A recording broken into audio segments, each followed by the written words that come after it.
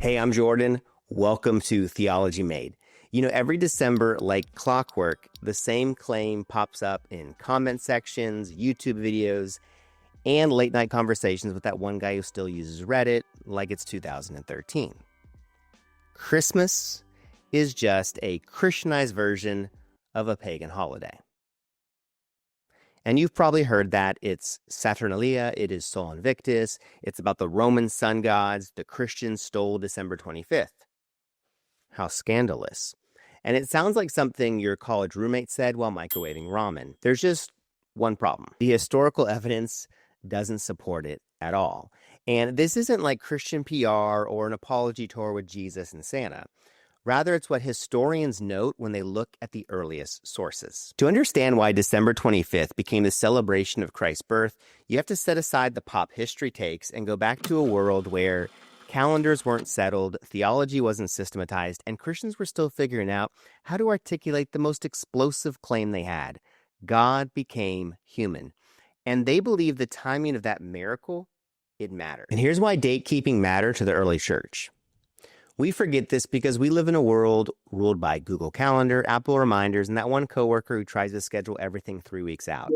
This is circle back after the holiday season, Todd. But for the early church, dates were more than dates. They were connected to theology.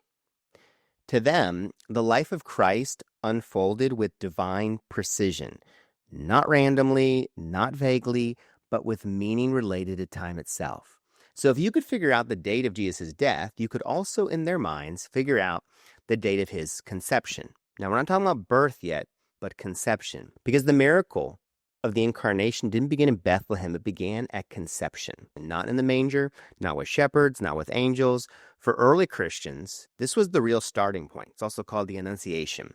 So in light of this, they started doing math based on the birds and the bees. By the early 3rd century, Christianity had already locked in a date they believed Jesus died.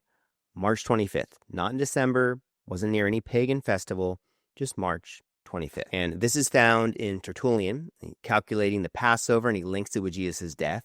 It's also found in Hippolytus, tied March 25th to Christ's crucifixion, and then later Latin tradition fully embraced that date. And whether the date was historically accurate wasn't really the point. They believed it had theological symmetry. If Jesus died on March 25th and lives were believed to end on the same day they began, then March 25th also became the date of the Annunciation. So in simple terms, Jesus was conceived on March 25th. Now here's the domino effect. If Jesus was conceived on March 25th, then 9 months later is, little drummer boy, drumroll please, December 25th. And just like that, Christmas had a date.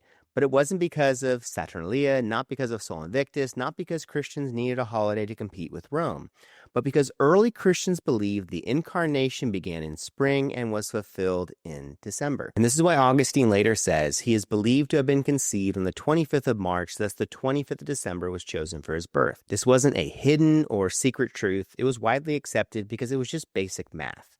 But the key is that theology came first and then the date followed. Now, what about pagan holidays? Yes, the internet claims. December 25th was chosen because it was the date of a pagan festival celebrating the unconquered sun. It sounds possible except for 4 big reasons. And the first is the Christian logic behind December 25th. It predates the Sol Invictus festival. And you'll often hear that Christians copied the pagan festival of Sol Invictus set on December 25th. But that timeline doesn't add up. The imperial Sol Invictus celebration on that date isn't attested until 274 AD under Emperor Aurelian. By contrast, Christians were already using March 25th as the date of Jesus' death and building their Incarnation calendar from that point by the early 200s. So Tertullian calculates March 25th for the crucifixion in the early 3rd century, and Hippolytus identifies December 25th as Jesus' birth around the same time. In other words, the theological math that leads to December 25th, it shows up at least half a century before Aurelian ever assigned that date to Sol Invictus. So Christians didn't borrow the festival. Their calendar reasoning, it was already set in motion. Second is that Saturnalia wasn't on December 25th. It was on December 17th through the 23rd. That's not the 25th. Now, yeah, it overlaps slightly with the season, but not with the date. And Saturnalia was essentially ancient Rome's version of a department store clearance sale mixed with Mardi Gras. That's not exactly something early Christians were quoting in their theological treatise. 3, early Christians avoided pagan festivals on purpose. Because when you're being fed to lions for refusing to burn incense to Caesar, you're not looking for opportunities to blend in. Christians weren't borrowing from pagan rituals, they were refusing them even when it cost them their lives. And 4, the earliest Christian writers explicitly root their reasoning in Jewish calendar logic, not Roman cultural mimicry. Not one early church source says, we're doing this to replace a pagan holiday. But they do say things like, Christ completed the cycle of life with divine symmetry, the Annunciation occurred on March 25th, the birth follows conception by 9 months, and Christmas expresses the miracle of God with us in real time. The pagan theory is a much later interpretation that stuck because it sounded mystical or secret. But the actual reason Christians chose December 25th is historical, and it is theological. And the date mattered because of what it said about God. To the early church, the Incarnation wasn't a sentimental story. It was a historical reality. The eternal Word didn't appear as a divine spark, but as a baby who entered our world. That time itself bent around his arrival. And so, if his death mattered, his resurrection mattered, his ascension mattered, then his conception mattered too. And by tying conception and death to the same date, the early church was making an audacious claim that the same God who formed Adam from the dust stepped into Mary's womb on the same calendar day he would later redeem that dust with his own blood. And when you delete the tabs of internet mythology, you find something more meaningful than cultural borrowing. December 25th tells a story. God doesn't work randomly, he works intentionally. And the moment Jesus entered human history was not an accident. For the early church, Christmas wasn't a cozy holiday with warm spices, inflatable Santas, and twinkling lights. It was a proclamation that the God who made time stepped inside of it, and now time can't help but bend towards hope. The Nativity wasn't placed in late December because Christians needed a winter festival to compete with pagan tradition. It was placed there because the early church believed the Incarnation began in the spring, and that miracle followed 9 months later. But there's one more detail. In the Northern Hemisphere, December 25th lands just after the winter solstice, the darkest moment of the year, the turning point where light begins to return. Now, did the early church choose that date because of that? No. However, the symbolism is hard to ignore. God often works this way. Israel, rescued at night. Passover happens after sundown. Jesus is born under starlight, and resurrection breaks before dawn.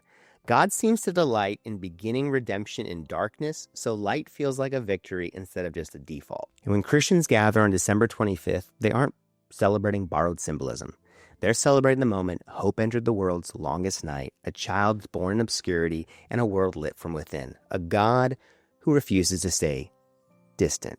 That's the story December 25th tells. And the early Christians weren't obsessing over calendars for the sake of tradition. They were trying to honor a God who entered the world with intention, and in a world obsessed with the real story behind Christmas, the truth is far richer than the memes. Christians didn't steal December 25th from pagans. They inherited it from theology, from the belief that the Word became flesh on a specific day at a specific moment in the fullness of time. You don't have to love December 25th. You don't have to treat it as sacred. You don't have to romanticize it. But you should know it wasn't chosen carelessly. It was chosen because people genuinely believed God's entrance into the world mattered down to the day. And I think the more you understand that, the more Christmas becomes what it was always meant to be, a celebration of the God who didn't wait for us to find him. Christians didn't choose December 25th to imitate pagan light. They chose it because they believed the creator of light entered history on a day that mattered.